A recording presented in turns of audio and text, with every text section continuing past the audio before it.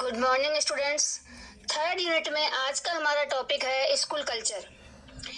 संस्कृति एक जाना पहचाना शब्द है, क्योंकि मानव जिस समाज में रहता है उस समाज की ट्रेडिशन, रीति रिवाज, आस्थाएं, नृत्य, कला, संगीत, मनोरंजन आदि के संयोग से ही संस्कृति का निर्माण होता है। एक विद्यालय का उद्देश्य होता है बालक के सर्वांगीण गुणों का विकास करना।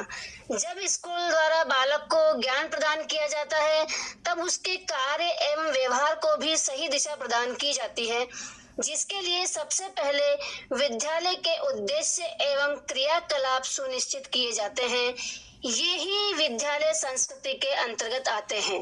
जो विद्यालय में क्रियाकलाप किए जाते हैं बालक का सर्वांगीण विकास करने के लिए, तो ये जो क्रियाकलाप हैं यही विद्यालय संस्कृति के अंतर्गत आते हैं। प्रत्येक विद्यालय की अपनी अपनी संस्कृति होती है।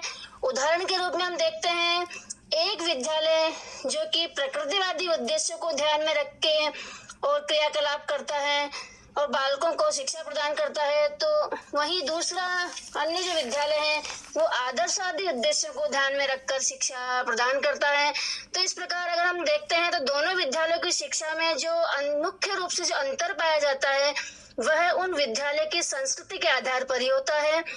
पहले विद्यालय में क्योंकि प्रकृतिवादी उद्देश्यों को ध्यान में रखते हुए शिक्षा प्रदान की गई, तो उस विद्यालय की संस्कृति प्रकृतिवादी होगी, और दूसरे विद्यालय में आदर्शवादी सिद्धांतों को ध्यान में रखते, उद्देश्यों को ध्यान में रखते हुए शिक्षा प्रदान की गई है, तो उस विद्यालय की जो विद्यालय संस्कृति है वो आदर्शवादी होगी।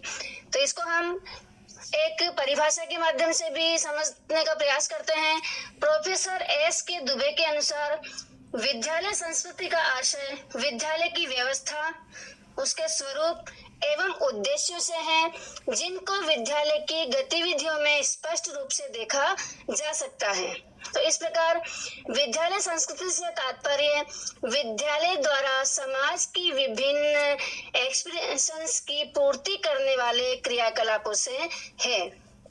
वर्तमान समय में जो कॉन्वेंट स्कूल है उनमें जो संस्कृति होती है वो पाश्चात्य संस्कृति होती है, और वहीं जो आदर्श विद्या मंदिर है, सरस्वती विद्या मंदिर है, उनमें जो संस्कृति होती है विद्यालय की वो भारतीय संस्कृति पर आधारित होती है। तो इसके आधार पर हम विभिन्न विद्यालयों की संस्कृति में अंतर देखते हैं।